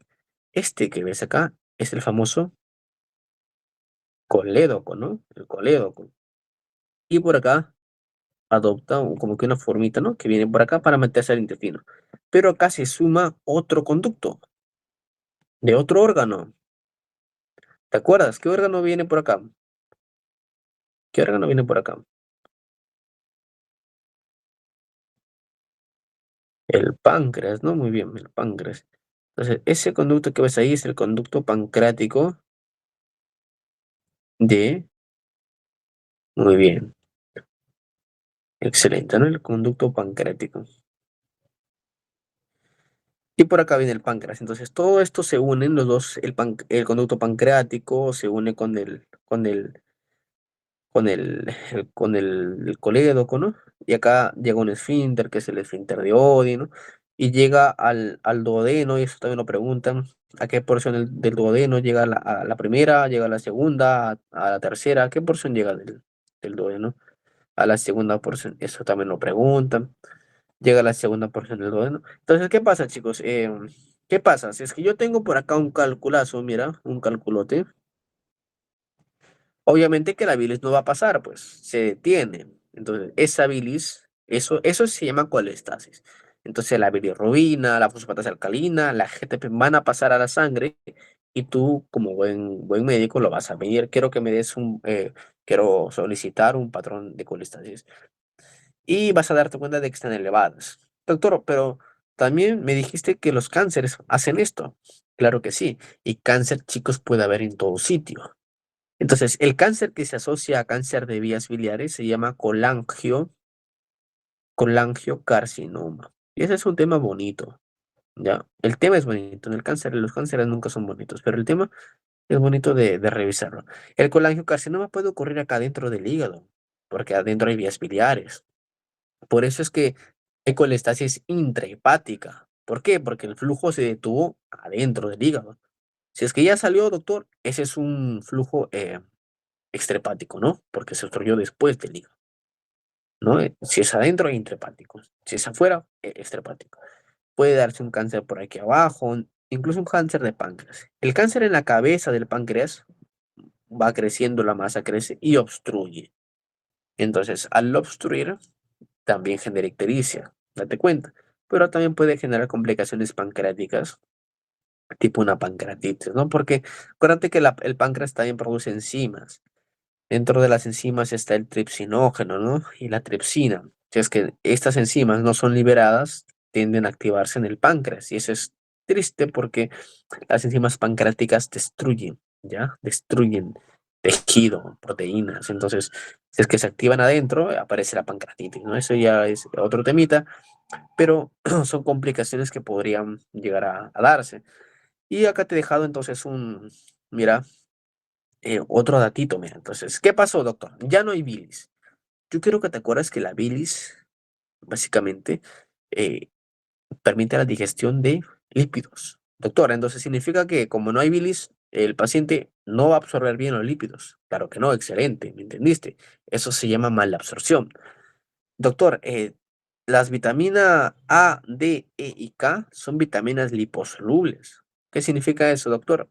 Significa que este paciente también va a ser un déficit vitamínico. Entonces, date cuenta todo lo que pasa solamente con obstruir la bilis. O sea, ya el paciente tiene una hipovitaminosis de vitamina A, vitamina D, E y K. Y por acá, datito de examen. No es del tema, pero te dejo un datito de examen. ¿Qué pasa? El déficit de vitamina A se asocia a qué, chicos? Tiene que ver con el ojito. Primero, a nivel clínico, manchas de biot. Y se asocia a ceguera nocturna, ¿no? Por ahí un datito, ceguera nocturna.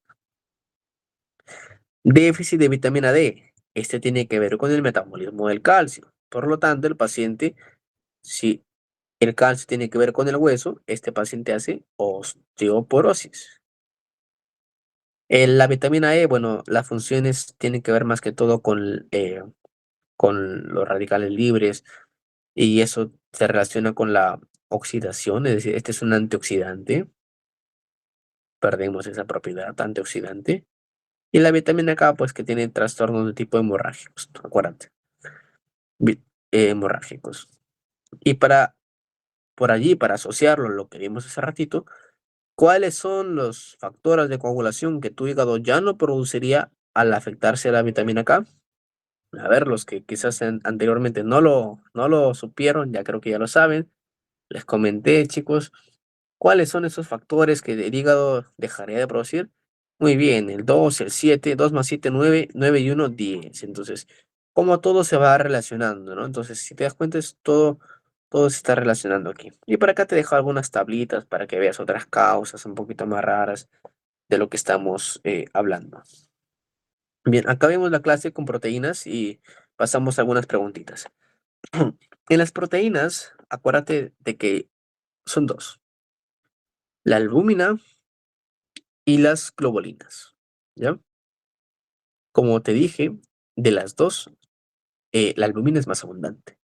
Y como te dije hace rato, estas se pueden relacionar y esa relación se llama albuminoglobulina, ¿no? Así como relación ACT-ALT, así como relación Bunn-Uria dentro de renal. Acá hay una relación albuminoglobulina. Doctor, la albúmina es 65% del total de las proteínas, es decir, casi las 2/3 partes. Y acá te he dejado, ¿no? Te dije 20 días, en promedio 20, 15 a 20, entonces más o menos demora la albúmina.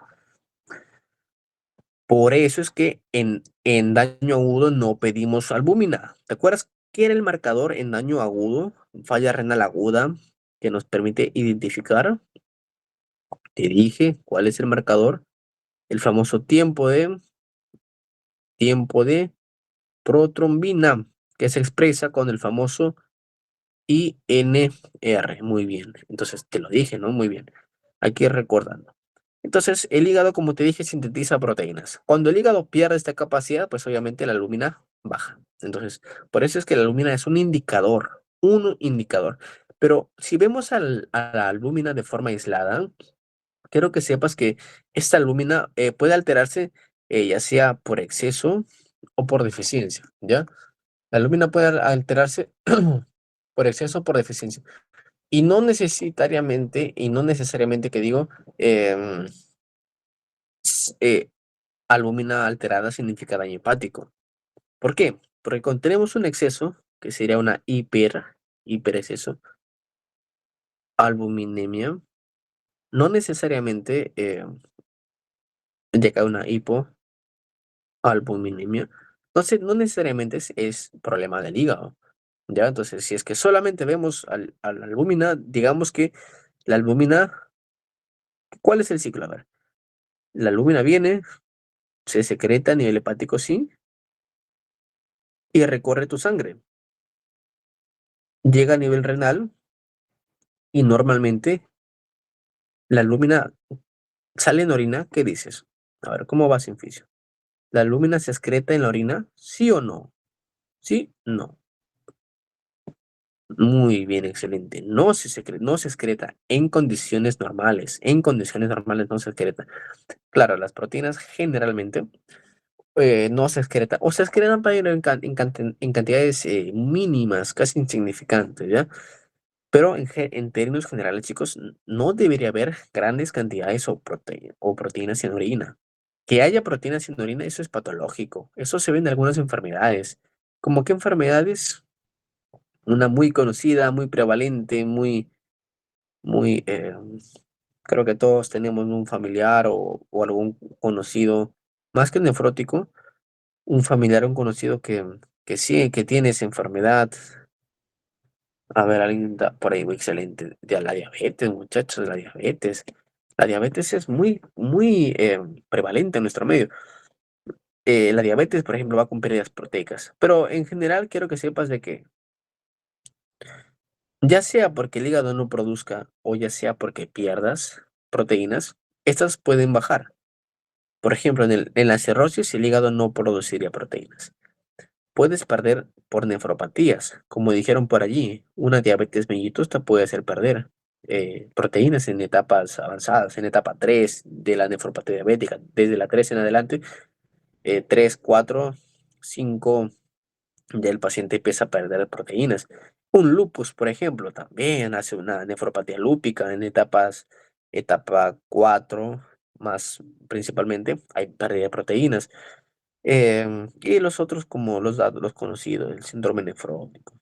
Entonces, acuérdate, diabetes mellitus a partir de la etapa 3, el lupus también a partir de la etapa 3, más en la 4, empieza a haber abundantes pérdidas de proteínas. Empiezan a haber muchas pérdidas de proteínas. En el síndrome nefrótico también. Este es más frecuente en niños. Entonces, doctor, pierdo proteínas, me queda menos albúmina. Y doctor, ¿y cuáles las funciones de la albúmina? ¿Por qué es importante? Porque te dije, ¿no? Regulaba. ¿Te acuerdas que te comentaba del agua, de que metía el agua en la albúmina? Esa presión que mete se conoce como presión coloidal, ¿ya? O coloidosmótica. Entonces, el albúmina tiene la función de meter agua al vaso sanguíneo. Doctor, ¿y quién lo saca? Hay otra presión que es la presión hidrostática. Entonces, la hidrostática, que le otorga básicamente la cantidad de líquido, busca sacar agua del vaso. Y la de acá, que es la oncótica o, o coloidal, que lo da la albúmina, busca meter. Y acá hay un equilibrio entre lo que sale y lo que mete. Pero ¿qué pasa, doctor? ¿Qué pasa si es que yo cancelo mi albúmina? Entonces, ¿quién gana? Tiene esta presión, la hidrostática. Y eso hace que, si es que tengo acá mis células, sale agua y se llena de agua, se llena de agua. Y eso se llama edema. Ya, el edema es la acumulación de líquido en el espacio intersticial. Por eso es que pacientes con hipoluminemia hacen ascitis. Los cirróticos, ¿has visto? Su pancita, su abdomen, en etapas avanzadas están bastante voluminosos, ¿no? Está llenito de agua. Ascitis, por esto, parte por esto. Otra causa en el cirrótico es porque aumenta mucho también la presión hidrostática. Mucha presión, mucha hipertensión portal que pasa en esos pacientes. Pero parte porque pierden proteínas o no las producen, no las producen. Y por acá, acuérdate las funciones del transporte. Bien. Y vamos a ver un poquito de globulinas. Las globulinas es la otra contraparte. Si no es albúmina, tenemos globulinas. Y estas se clasifican en varios tipos, en muchos tipos de globulinas. Pero las más importantes, o en general, estas son importantes ¿por qué? Porque permiten transportar sustancias. ¿Ya? Por ejemplo, la hormona tiroidea, por ejemplo, el cortisol. Básicamente, date cuenta de que las hormonas lipídicas, ya las hormonas lipídicas y algunas hormonas aminas, como la tiroidea, necesitan ser transportadas por proteínas. Todo lo que es lípido necesariamente no viaja solo en la sangre, necesita ser transportada por una proteína. De ahí aparecen las globulinas. También aparecen otras, como las aptoglobinas, que tienen que ver con las hemólisis. Esta aptoglobina cae cuando un paciente tiene problemas hemolíticos. Ya dentro del esquema que te dije, si fuiste cauteloso, viste aptoglobina. ¿Qué pasa? En una hemólisis, las aptoglobinas caen. Se unen, son enzimas que se unen a las, ¿cómo se llama? A la hemoglobina. Se unen, son como hermanitos, se pegan, se pegan. Entonces, cuando hay mucha hemólisis, hay mucha hemoglobina libre. Entonces, se pegan, se unen al hermanito y por lo tanto, la aptoglobina sola libre en plasma cae. Ya que hay otras más, lipoproteínas, transferrinas, etcétera. Bien, vamos acabando. La importancia clínica de esto es porque, dos cosas, chicos. Esto es lo que quiero que se lleven de las proteínas. ¿Por qué es importante las proteínas? Cuando caen, ya tú sabes, te vas dando cuenta de que el hígado va fallando, ¿no? Dentro del espectro del daño de las proteínas. Pero ¿qué pasa cuando suben? Ojo, esto es interesante. Y acaba la anécdota que te comenté. Cuando yo estaba rotando en nefro, llegó una paciente aproximadamente de 65 años.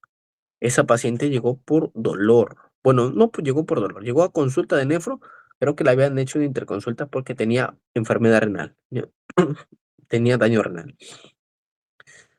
Ya, pero aparte, le habían hecho su hemograma, todo, esa paciente tenía anemia, ¿ya? Por acá, A de anemia. Entonces llega a consulta una paciente en este contexto. Llega por renal, daño renal, y una anemia que tenía de fondo. Y la anemia, pues, pensaban que era por renal. Claro que también puede ser, ¿no?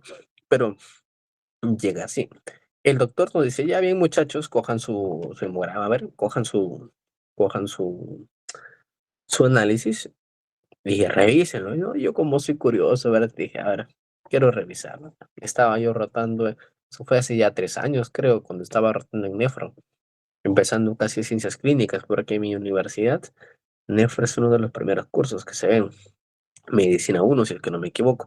Entonces yo recojo el laboratorio y ya, pues, ¿qué es lo que veo? Vi una albúmina, vi una albúmina, una, vi una albúmina que estaba aproximadamente en 2 y vi unas globulinas que estaban, me parece que en 9. Así lo vi. Doctor, ¿qué fue? Primero, ¿quién tiene que ser mayor en cantidades? ¿Te acuerdas? La albúmina, ¿no? ¿Te acuerdas? La albúmina es la mayor, ¿no? Y si te das cuenta, casi pasó lo contrario, ¿no? La albúmina será a lo mucho, será por un 10%, ¿no? Por ahí. Pero ¿qué pasó? Hubo una inversión. Entonces, allí vamos a lo patológico. ¿Qué pasa? Normalmente hay una forma de estudiar las proteínas, las relaciones. Este grandote que ves acá, esto se llama una electroforesis de proteínas. Todo esto es un- una electroforesis de proteínas. Y ese grandote es la albúmina.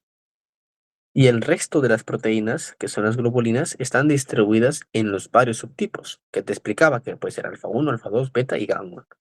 Te decía, ¿no? Alfa 1, alfa 2, beta y gamma. Ah, de las gamma no te hablé. Los anticuerpos, ¿te acuerdas que tu cuerpo produce anticuerpos? ¿Ya? ¿Te acuerdas? Los anticuerpos pertenecen a este grupito. Ese grupito son las gamma globulinas. ¿Ya? Este grupito. ¿Qué pasa, doctores? Cuando la lúmina cae, Cuando la lúmina cae, vamos a dibujar, a ver, vamos a hacer que caiga la lúmina. Cuando la lúmina cae, vale, no puedo cambiar de color.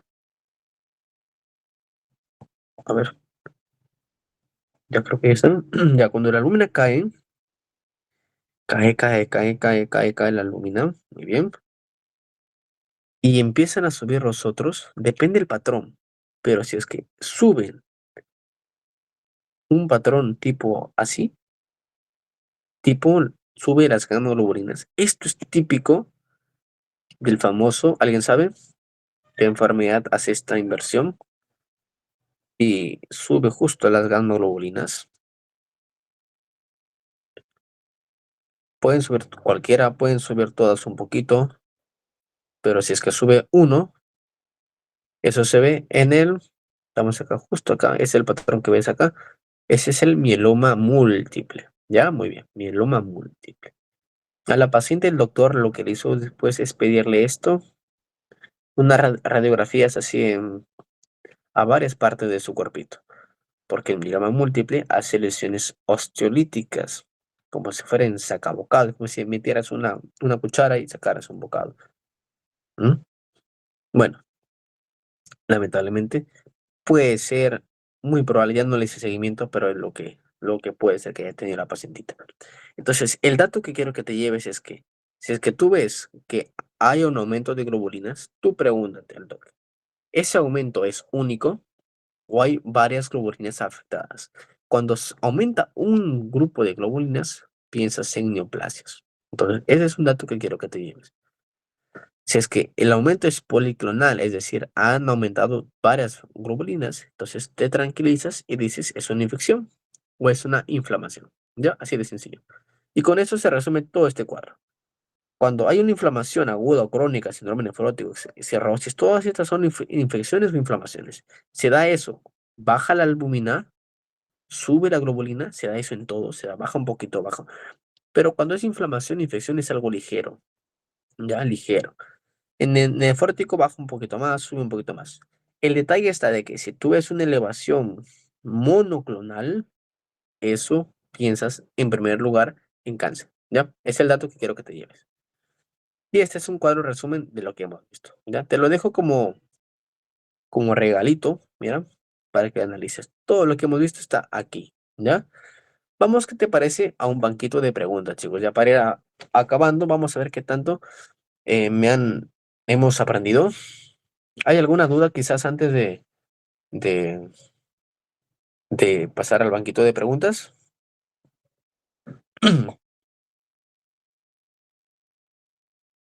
¿Algo que quieran preguntar, chicos?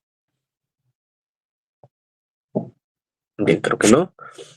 Y ahora sí, vamos a la primera pregunta, muchachos. A ver, estudiante de 20 años, aparentemente sano y sin antecedentes de importancia, dice. Es vacunado con 3 dosis de hepatitis B y te preguntan qué resultado esperaría encontrar en los siguientes marcadores serológicos. A ver, ¿cuál es su respuesta al chat?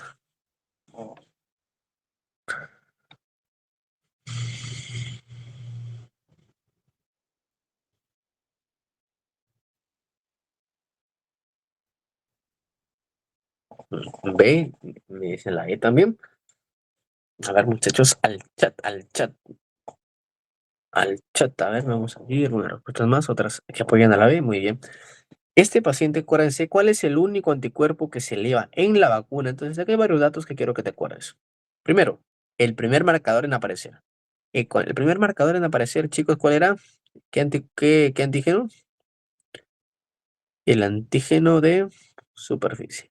Pregunta de examen. Si te dicen el marcador primero, pero es inmunológico, ¿ya?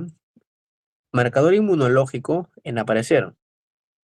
Inmunológico, es decir, la respuesta de tu cuerpo. Es el anticuerpo anti, ¿te acuerdas? ¿Anti qué?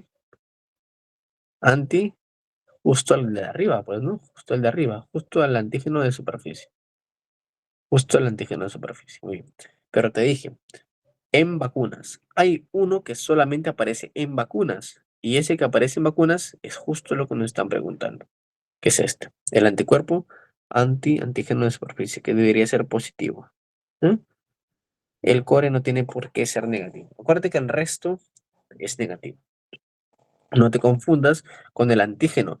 ¿Por qué? Porque el antígeno indica infección. Si es que yo tengo el antígeno del virus, significa que estoy infectado, ¿no? En cambio, un paciente que lo vacunan con hepatitis B, él nunca tuvo la infección, ¿ya? Solo tiene el anticuerpo contra, en este caso, el antígeno de superficie, ¿ya? Vamos con la 2, chicos. ¿Cuál es el marcador de función hepática? Marcador de función hepática. A ver, ¿qué marcan?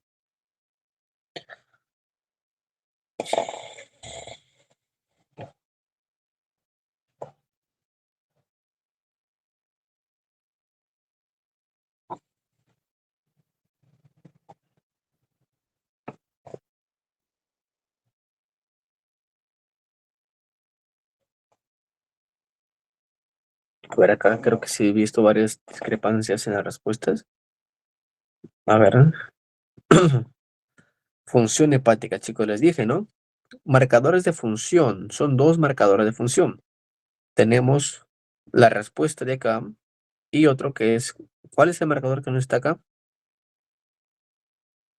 Tenemos al Billy, ¿no? Cuidado, muchachos. Bilirrubina. Bilirrubina, ¿ya? Y tenemos las proteínas totales. Acuérdate que es función, funcionamiento. Cuando te dije marcadores de citólisis, ahí cambia la cosa. Creo que hay una pregunta, vamos por acá. Marcadores de daño hepatocelular, ¿cuál es?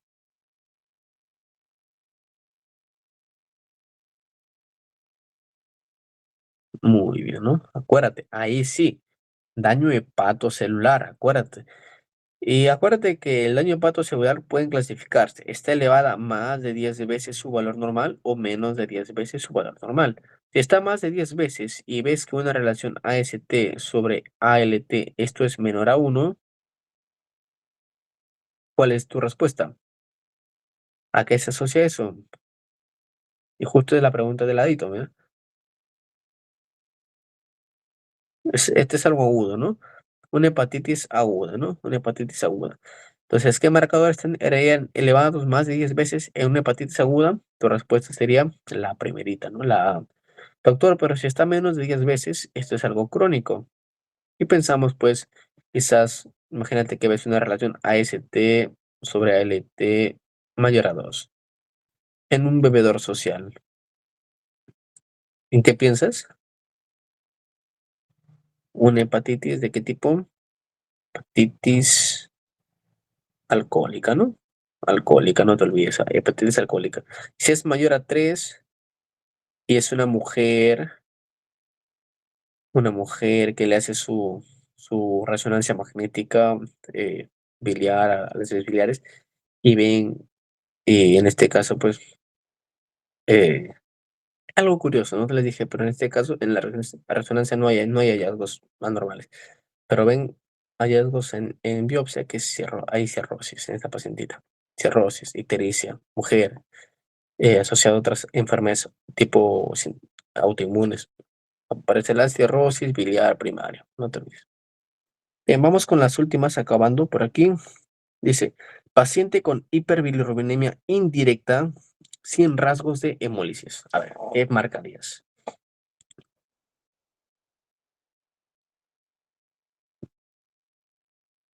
Muy bien, ahí te acuerdas de tu amigo el Gilbert, ¿no? ¿Te acuerdas?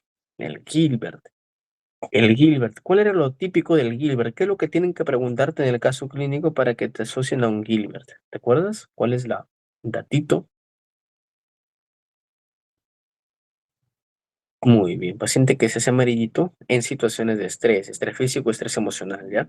Es el datito. Acá hay una deficiencia de la enzima que dice captación, pero baja la captación, pero también baja la enzima que conjuga. Pero es una deficiencia pues mínima, leve. No es como el otro que es el Krieger-Gahar, que hay una deficiencia pues mayor, que puede ser total en Krieger-Gahar tipo. El total es en el tipo 1, ¿no? ¿Cuál es el del peor pronóstico? ¿Cuál es el tipo de peor pronóstico? Sigue siendo el tipo 1, ¿no? En cambio, el tipo 2 es parcial, más leve. Y el Dumbo roto, que te dije, Dubin Johnson, el Dumbo que rompió el conjuro, ese es el conjugadas. Bien, vamos por acá. Un elemento monoclonal de gamma globulinas es un indicador de mieloma múltiple. Acuérdate que el monoclonal mieloma, ¿ya? Inflamación crónica sería un policlonal. Ya. Vamos a ver la última. ¿Qué marcadores estarían relacionados con una ictericia obstructiva? Marque todas las que considere. A ver. Ictericia obstructiva. Es el que solo dicen ictericia obstructiva, nada más. A ver. Muy bien, GGTP sí es una posible opción. La C, bilirrubina directa, también es posible. La B, C y D me dicen. La B, C, la D también, fosfatasa alcalina. Muy bien, esas son las más asociadas, ¿no? A una, eh, a una colestasis. Bien, chicos, ¿alguna pregunta final? ¿Alguna pregunta final, quizás, que quieran hacer antes de continuar, de despedirnos?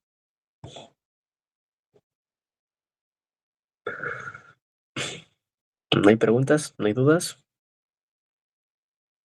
¿No hay dudas o muchas dudas? Bien, chicos, con el permiso de la sociedad, hablé con su directora. Les quería presentar también que el curso de laboratorio que han visto es parte de un curso que yo he dictado previamente, ¿ya?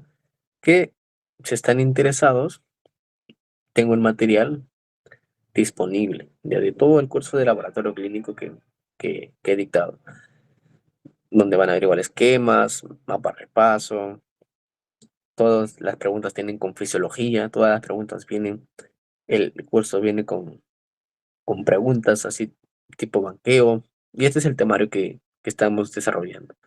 Si es que alguien está interesado, mi número está en las diapositivas, me escribe y les doy más detalles, ¿ya? Y les dejo por acá las redes sociales, chicos. Estas son las redes sociales para que nos sigan, para que no se pierdan de próximos tutorías, ¿ya? Este es un grupo de tutorías que he creado recientemente, ya solamente para tutorías. Eh, quiero colocarme el objetivo de hacer sesiones semanales, ¿ya? Y por acá van a ingresar para seguir aprendiendo juntos, ¿ya? Y por acá les dejo otro grupito, que este es un grupo oficial del canal. Yo comparto contenido tipo videos todas las semanas. Estoy tratando de subir videos 3 veces por semana, de repasos, de banqueando con amigos, de cursos. El último curso que subimos fue de microbiología, que es ayer se publicó un banqueo de micro en el canal de YouTube. Preguntas diarias que envío por allí de tipo de salud, tipo ENAM, y así, chicos. Entonces ahí les dejo las redes sociales, tomen una capturita para que lo guardes y para que ingresen a los grupos de WhatsApp. Bien, chicos, eso es todo por mi parte. Creo que hay un enlace que les van a enviar para una trivia, me parece.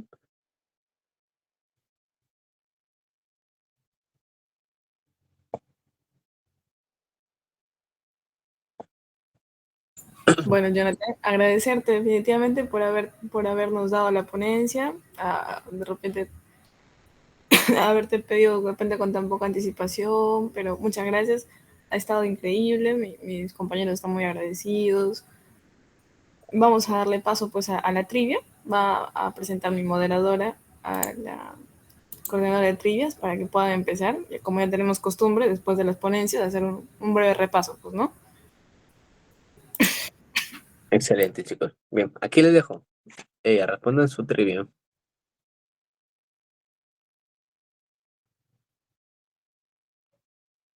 Bueno chicos, muy buenas noches con todos. Para los que ya me conocen, me llamo Yara Bertuzzo. El día de hoy tendré el gusto de guiarlos en la parte interactiva, que son las trivias académicas, ¿no? La mayoría ya conocerá cuál es el seguimiento que se hace. En este caso vamos a utilizar la plataforma Kahoot para poder realizar la trivia, que consta de 10 preguntas. Junto con mi compañera Astrid Mori, que me estará ayudando a presentar el código para que ustedes puedan ingresar. Así que les enviaré el link por el chat del Meet. Así que los invito a todos a que ingresen.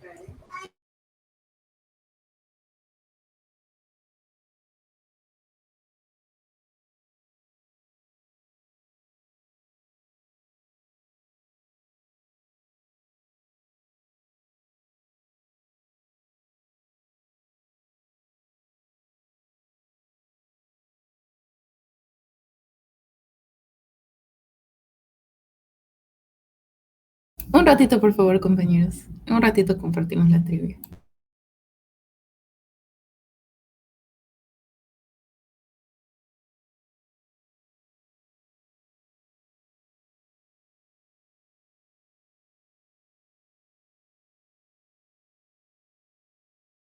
Bueno, hasta que mi compañera vaya presentando la pantalla, les voy a ir enviando el link para que puedan ingresar a la plataforma. Ya cuando vean el código en la pantalla, pueden ingresar.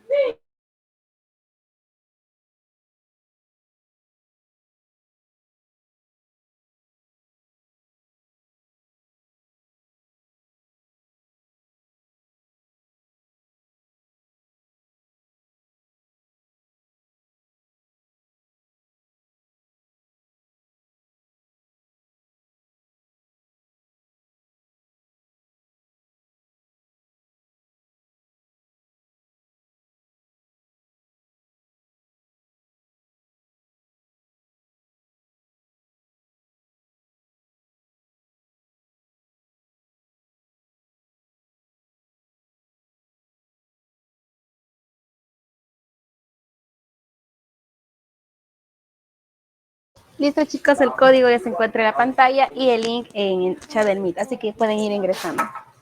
Haremos un plazo de 3 minutos para que puedan ir ingresando.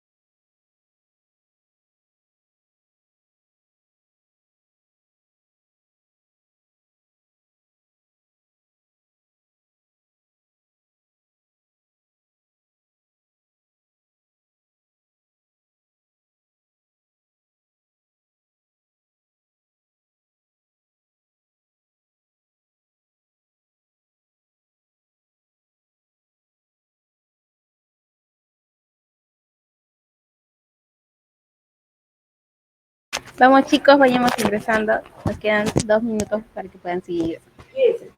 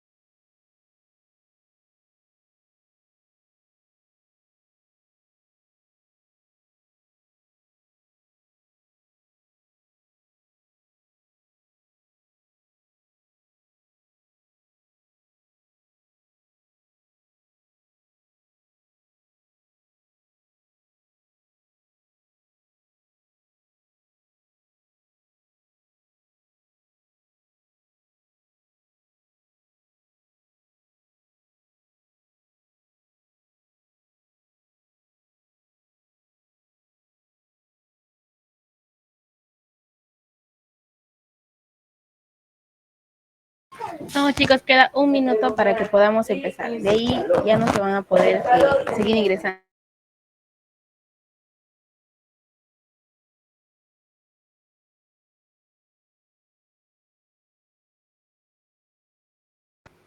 Vamos, chicos, recuerden que cada trivia es una forma de poner a prueba lo que acerca de los temas que se hablan cada día.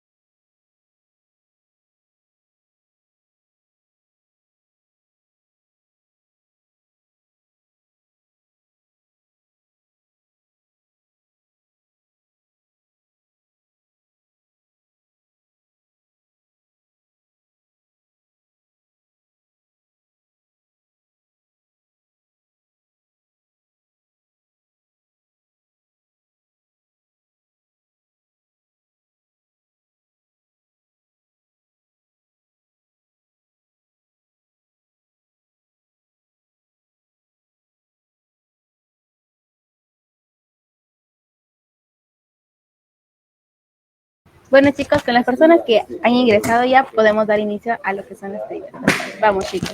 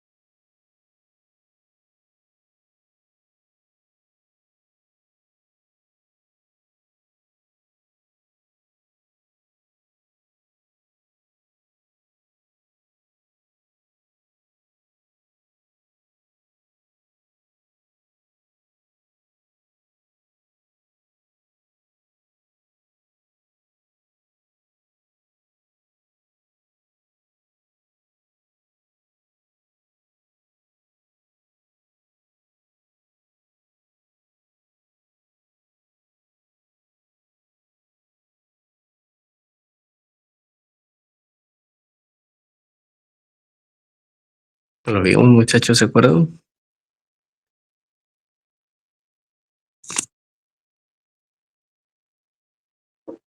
Alcohólica, hepatopatía alcohólica mayor a cuánto, mayor a 2, ¿no? Acuérdense, menor a 1 era viral, viral o agudo más que todo.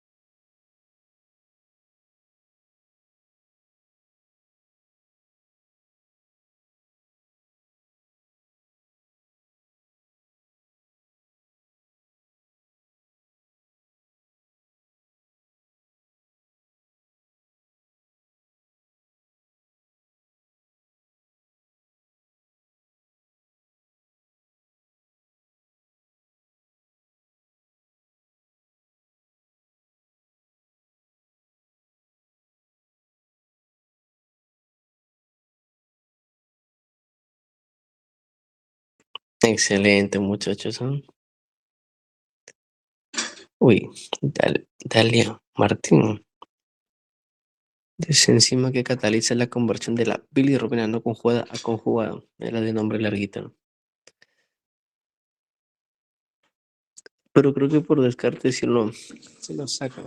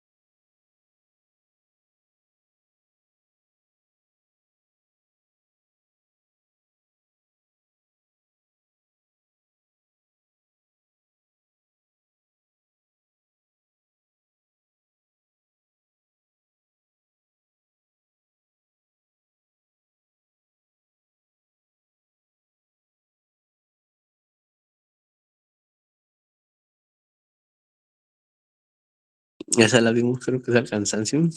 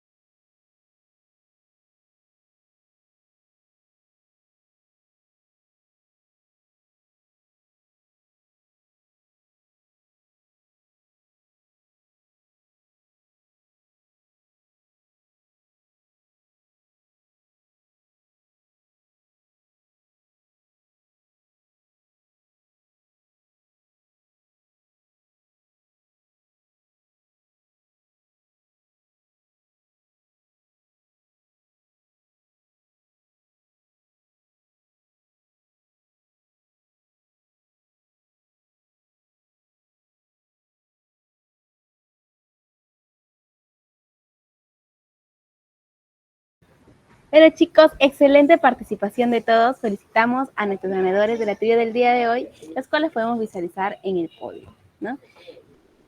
Quienes demostraron estar súper atentos a la exposición del día de hoy.